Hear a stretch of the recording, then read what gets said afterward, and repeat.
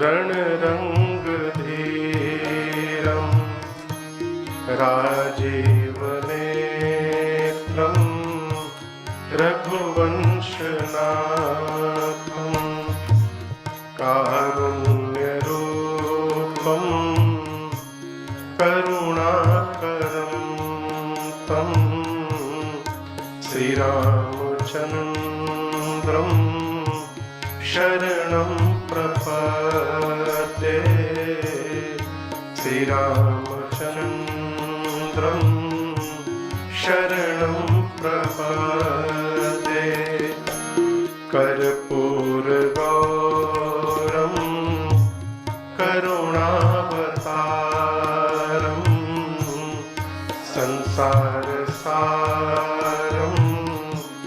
भुजगेन्द्रहारं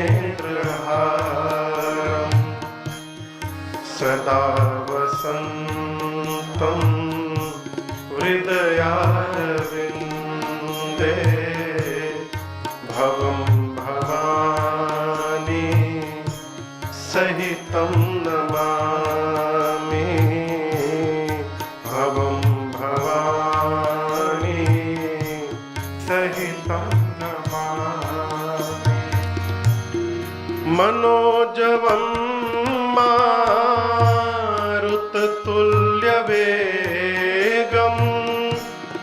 जितेन्द्रियं बुद्धिमतां वरिष्ठं वातात्मजं वानरयूथमुख्यं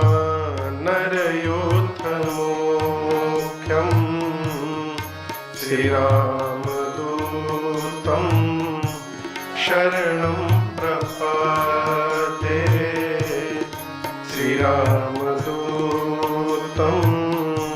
शरणं प्रपद्ये। सीताराम राम राम सीताराम राम राम सीताराम राम राम सीताराम राम राम सीताराम राम राम सीताराम राम राम सीताराम राम राम सीताराम राम राम सीताराम राम राम सीताराम राम राम सीताराम राम राम सीताराम राम राम।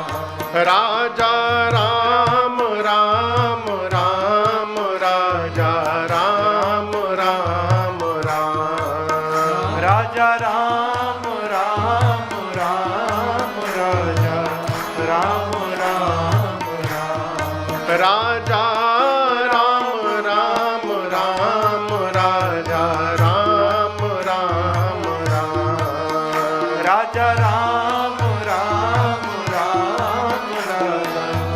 राम राम राम सीताराम राम राम सीताराम राम राम सीताराम राम राम सीताराम राम राम सीताराम चरण रति मोरे। सीताराम चरण रति मोरे। अनुदिन बढ़ाऊं अनुग्रह तोरे। अनुदिन बढ़ाऊं अनुग्रह तोरे। जेहि विधिनाथ होई हित मोरा। जेहि विधिनाथ होई हित मोरा। करहु सुबेगी दास मैं तोरा। करहु सुबेगी दास मैं तो। सीताराम राम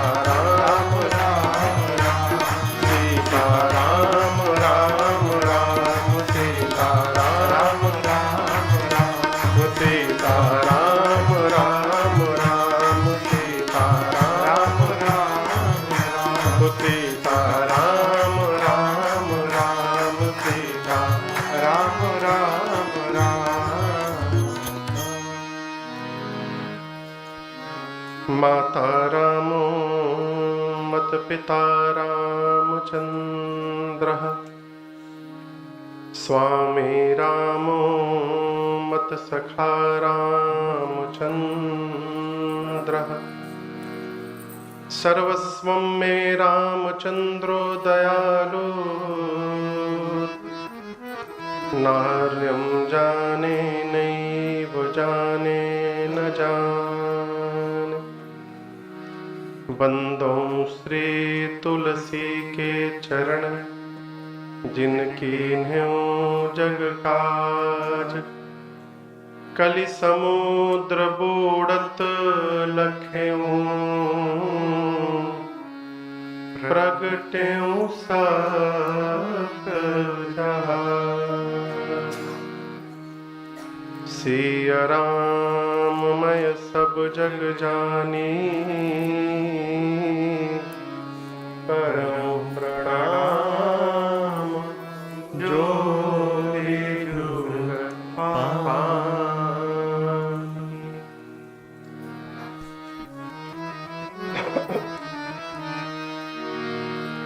सियावर रामचंद्र भगवान की जय। श्री बाल कृष्ण भगवान की जय। कथा के बाद भोजन मिलेगा, थोड़ा जोर से बोलिए। उमापति महादेव की जय। पवन सुत हनुमान की जय। पूज्यपाद गोस्वामी तुलसीदास जी महाराज की जय। श्री रामचरितमानस भगवान की जय। नमः पार्वती पतये हर हर महादेव।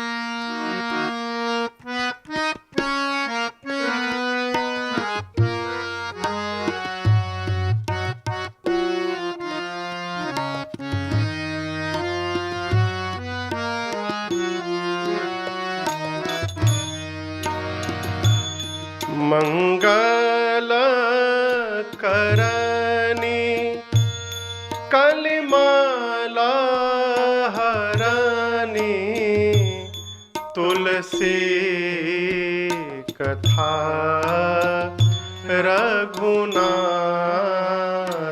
की। मंगल करनी कलिमाला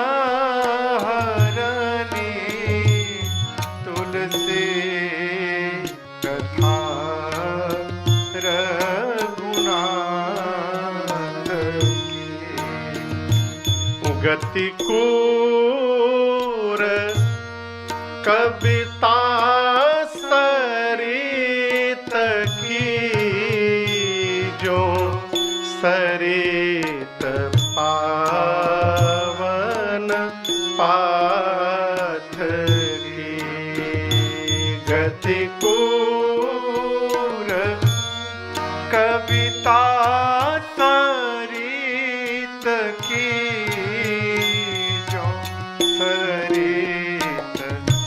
पावन पाथ की। प्रभु सुजस संगति भनीति भाली होई सुजन मन भावनी।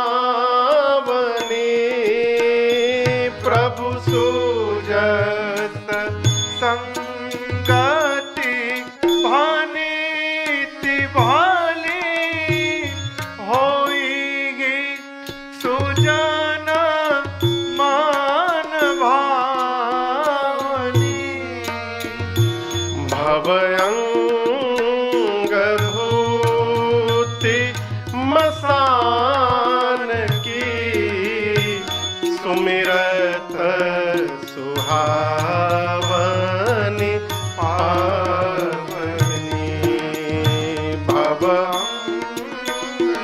भूति मसान की सुमिरत सुहावनी पावनी भवयंग भूति मसान की सुमिरत सुहावनी पावनी भवयंग भूति मसान की सुमिरत सुहावनी पावनी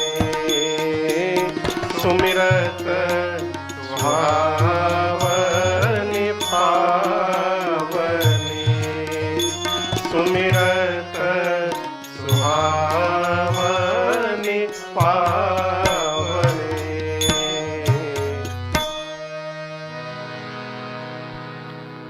अनंतानंत कोटि ब्रह्मांड नायक अकारण करुणा वरुणालय परात्पर ब्रह्म भगवान श्री राघवेंद्र सरकार के चरणों में बारंबार वंदन। देवादिदेव भगवान महादेव, मां अन्नपूर्णा एवं अनंत बलवंत श्री हनुमंत लाल जी महाराज के श्री चरणों में साष्टांग दंडवत। कली पावना अवतार प्रातः स्मरणीय परम पूज्यपाद गोस्वामी श्री तुलसीदास जी महाराज के चरणों में बारंबार वंदन। भारत से दूर न्यूजीलैंड में ऑकलैंड शहर में स्थित आपका ये मंदिर, श्री राम मंदिर, जिसके इस परम पुनीत सभागार में श्री रघुनाथ जी के समक्ष श्री गणेश चतुर्थी के इस परम पावन अवसर पर आज से प्रारंभ हो रही इस 7 दिवसीय 7 दिन श्री राम कथा के हम और आप आज प्रथम सत्र में यहाँ पर सभी लोग उपस्थित भए हैं।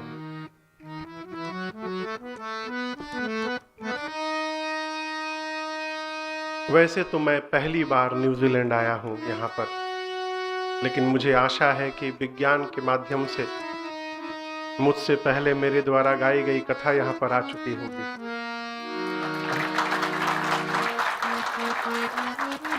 मैं इस मंदिर परिवार से पिछले 10 वर्षों से जुड़ा हुआ हूँ,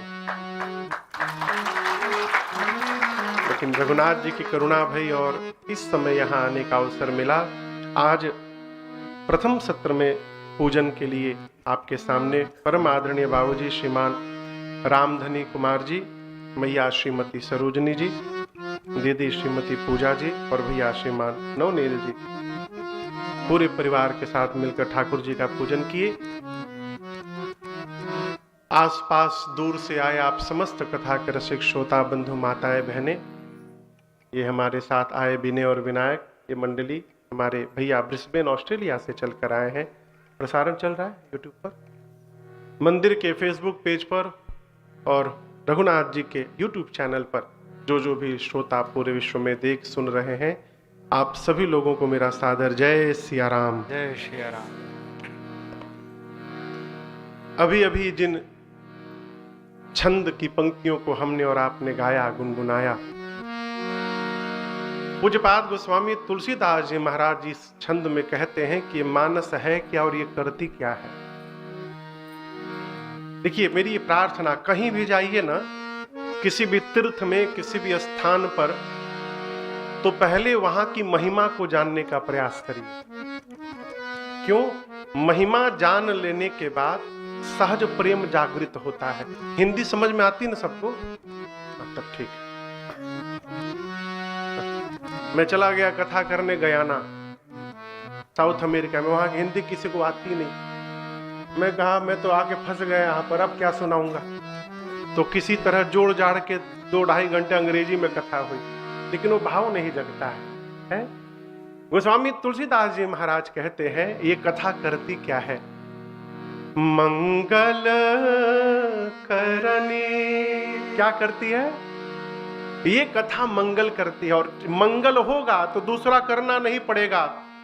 कलिमल हरनी। कौन? तुलसी कथा रघुनाथ की। देखिए, आपसे व्यवहारिक एक बात करूं, यदि ऐसा तो न्यूजीलैंड में नहीं होगा, मुझे विश्वास है। यहां लाइट जाती है? नहीं जाती। हमारे यहां बड़ी कृपा होती है। तो यदि लाइट चली जाए तो आप में से कोई नहीं कहेगा कि अंधेरा भगाओ। क्या कहेंगे? प्रकाश जलाओ। क्यों? प्रकाश के आगमन के बाद अंधेरे को भगाना नहीं पड़ता। प्रकाश के आने के बाद अंधकार अपने आप चला जाता है। इसलिए कथा केवल मंगल करती है। जिसका मंगल हो जाएगा उसका अमंगल अपने आप समाप्त हो जाएगा। अलग से हटाने की आवश्यकता नहीं है। बाबा कहते हैं, मंगल करनी कलिमल हरनी, तुलसी कथा रघुनाथ की। ये रघुनाथ जी की कथा जो गोस्वामी तुलसीदास जी कहते हैं, मैं गाने जा रहा हूं, ये कलयुग के विकार का हरण कर लेती है। कलिमल हरणी। मल समझते हैं ना? कलयुग में जहां हम और आप जी रहे हैं, यहां 6 प्रकार की बीमारी है। कितने प्रकार की बीमारी? नाम याद है? सबको याद है। काम, क्रोध, लोभ, मोह, मद। हमको भी भुला दिए आप लोग। फिर से आइए। काम, क्रोध, मद, मोह, लोभ और 6वें का नाम है मत्सर। मत्सर यानी ईर्ष्या। ये 6 प्रकार की बीमारी है।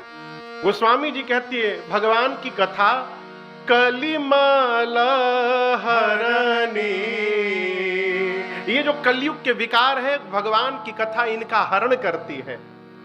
तुलसी कथा रघुनाथ की। आगे गोस्वामी जी कहते हैं, मैंने जो कविता लिखी है ये सीधी कविता नहीं है।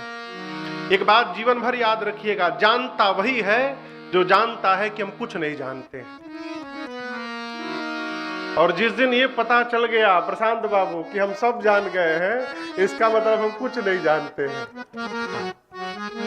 गोस्वामी तुलसीदास जी व्हाइट पेपर पर सिग्नेचर करके इस बात की घोषणा करते हैं, कविता विवेक एक नहीं मोरे।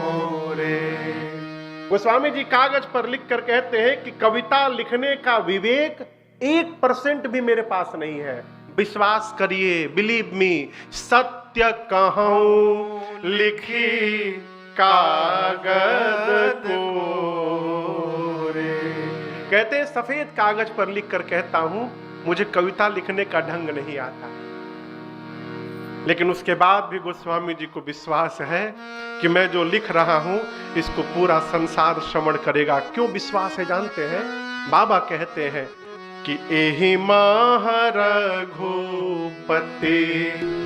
नाम उदारा।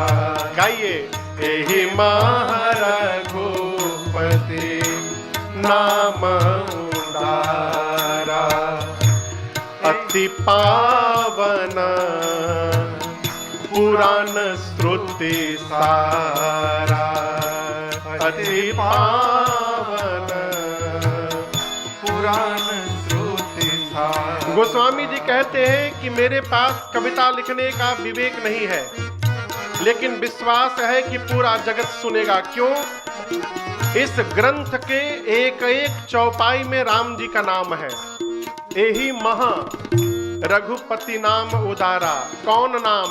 अति पावन पुराण श्रुति सारा। 18 पुराण और 4 वेद का जो सार तत्व है राम नाम, इस मानस के एक एक चौपाई में है। और इसीलिए मंगल भवन अमंगल हारी, मंगल भवन अमंगल हारी, उमा सहित जही जपत पुरारी, उमा सहित जही जपत पुरारी, उमा सहित जही जपत पुरारी, उमा सहित जही जपत पुरारी। गोस्वामी तुलसीदास जी कहते हैं कि इसकी एक एक चौपाई में राम जी का नाम समाहित है। आप मानस की कोई भी चौपाई उठाइए, उसमें र मिलेगा, आ मिलेगा और म मिलेगा। गोस्वामी जी कहते हैं कविता लिखने का ढंग नहीं है, गतिकूर कविता सरित की जो सरित पावन पाथ की। न्यूजीलैंड में नदी है कि केवल समुद्र है? नदी है ना, लेकिन छोटा सा देश है, जहाज कब पार कर जाए पता नहीं चलत है। यहाँ आप हमारे भारत में आइए और जहाज से जब आप किसी नदी को देखिएगा ना, तो नदी सीधी नहीं दिखाई पड़ती है। कैसी दिखाई पड़ती है? कहिए। टेढ़ी मेढ़ी, जिगजैग। गोस्वामी जी कहते हैं जिस प्रकार गंगा नदी गोमुख से निकलकर गंगा सागर तक गई, तो गंगा जी सीधी नहीं गई। कैसी गई? टेढ़ी मेढ़ी गई। उसी प्रकार जैसे गंगा जी टेढ़ी मेढ़ी गई, उसी प्रकार ये जो मैंने कविता लिखी है ना, ये भी मुझे लिखने का ढंग नहीं आता, ये भी मुझसे टेढ़ा मेढ़ा लिखा गया है। गतिकूर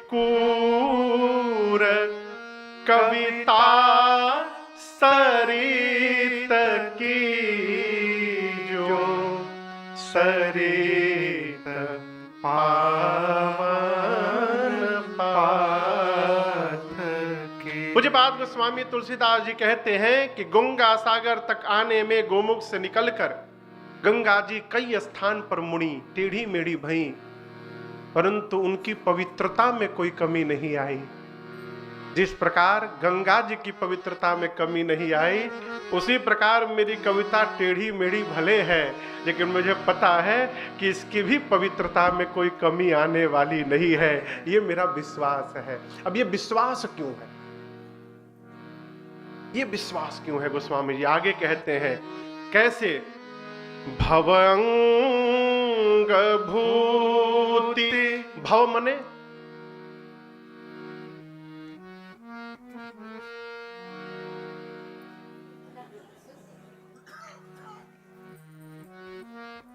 भगवान शंकर, उनके शरीर पर भस्म का लेपन होता है ना।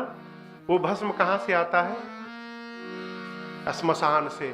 श्मशान के भस्म को संसार का सबसे अपवित्र वस्तु माना जाता है, लेकिन वो श्मशान का भस्म जो सबसे अपवित्र वस्तु है, जब भगवान शंकर के सिर पर चढ़ता है, श्रृंगार बनता है, तो वही भस्म संसार का सबसे पवित्र वस्तु बन जाता है। जैसे शिव के संपर्क में आने से अपवित्र भी पवित्र हो जाता है, उसी प्रकार गोस्वामी जी कहते हैं मेरी कविता राम जी की यश के संपर्क में है। उससे मुझे विश्वास है कि ये भी पवित्र ग्रंथ होगा, इसमें कोई संदेह नहीं।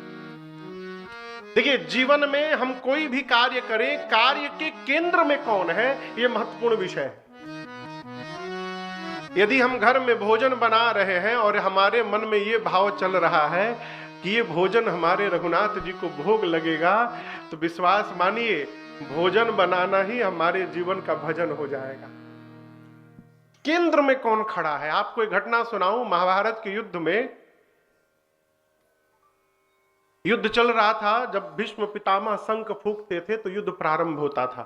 प्रातः काल सूर्यास्त के समय शंख फूंकते थे तो फिर युद्ध विराम होता था।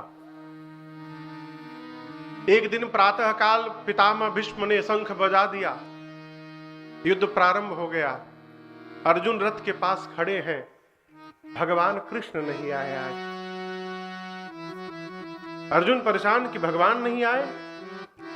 थोड़ी देर बाद विलंब से भगवान कृष्ण दौड़े दौड़े आए। अर्जुन को थोड़ा क्रोध था कि मैं तब से खड़ा हूं, कहां थे आप? भगवान बोले थोड़ा विलंब हो गया, एक भक्त के पास चला गया था मैं। अब अर्जुन उस दिन लड़ाई लड़े तो, लेकिन उनके मन में रहा कि मेरे से बड़ा कौन भगत हो गया कि मुझे छोड़कर भगवान उसके पास चले गए। रात्रि में अर्जुन ने पूछा, प्रभु कौन से भक्त के पास चले गए थे? भगवान बोले एक कसाई है मेरा भगत, उसके पास चला गया। अर्जुन बोले कसाई? जो मांस बेचता है वो आपका भगत और आप उसके पास गए? बोले मेरा भगत है, वो क्या करे, उसके घर का पेशा है मांस बेचना। उसका मन नहीं था, घर वालों ने उसको बरबस दुकान में बिठा दिया मांस बेचने के लिए। अब वो मांस बेचता है और मेरा नाम जपता रहता है, और मेरे नाम में इतना खो जाता है कि कोई 1 किलो मांस लेने आता है उसको 5 किलो दे देता है, कोई 1 किलो मांगे उसको 10 किलो दे, उसको होश ही नहीं रहता। व्यापार में नुकसान होने लगा तो घर वाले उसको पीटने लगे, और भक्त की ये दुर्दशा में बर्दाश्त नहीं कर पाया। तो अर्जुन पूछे आप करने क्या गए थे? भगवान बोले वो जो तराजू में बाट रखता है ना, तो एक ही बाट रख करके सबको देता है, बदलना भूल जाता है। तो मैं उसके बाट में जाकर के बैठा हुआ था। कोई 1 किलो लेने आता था तो मैं 1 किलो का बन जाता था, कोई 5 किलो लेने आए तो मैं 5 किलो का बन जाता था। भक्त की रक्षा हो जाए इसलिए मैं वहां गया था। अब दर्शन करिए, तो मांस बेच रहा, लेकिन उसके मन के केंद्र में परमात्मा बैठे हैं, वो भजन में बैठा हुआ है। गोस्वामी तुलसीदास जी कहते हैं ये जो मेरी कविता है ये भगवान के यश के संपर्क में है। भवयंग भूति मसान की सुमिरत सुहावनी पावनी। गोस्वामी तुलसीदास जी कहते हैं मैं जिस ग्रंथ की रचना कर रहा हूं, इस ग्रंथ का क्या नाम है? श्री रामचरित मानस। गोस्वामी तुलसीदास जी कहते हैं रामचरित मानस यही नामा, सुनत श्रवण पाइय, सुनत श्रवण पाइय। जोर से कहिए, देखिए बीच में बात करते रहिए थोड़ा, उससे क्या होगा ना, कोई कथा सुनते सुनते ध्यान समाधि में चला जाए तो वापस आ जाएगा। ये गोस्वामी जी कहते हैं कि इस कथा को सुनने मात्र से श्रवण यानी कान को विश्राम की प्राप्ति होती है। और विश्राम का मतलब दोपहर में जो पावर नैप लेते हैं वो नहीं है। आप में से कोई गुजराती है? बहुत लोग हैं। झोला लेते हैं ना, झोला, कहीं भी झोला लेते हैं, गाड़ी में झोला, ट्रेन में झोला। झोला मने विश्राम, सही बोल रहा हूं ना? झोटा, झोका, झोका, जो भी झोकू, झोला जो भी हो, जो भी हो, हाँ, जो वही जो भी है। हाँ, तो वो विश्राम नहीं है, वो आराम है। विश्राम जानते हैं क्या है? जीवन की, इसको ठीक से समझिएगा, जीवन की स्थिति और परिस्थिति भले बदल जाए, हमारे मन की स्थिति यदि नहीं बदल रही है तो हम विश्राम प्राप्त कर चुके हैं।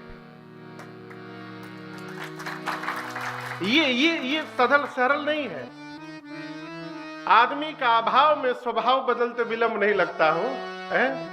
बात तो तब है, अभाव कितना भी हो जाए स्वभाव हमारा न बदले, ये जीवन का विश्राम है। ये कैसे प्राप्त होगा? ये भगवान की कथा सुनने से प्राप्त होगा।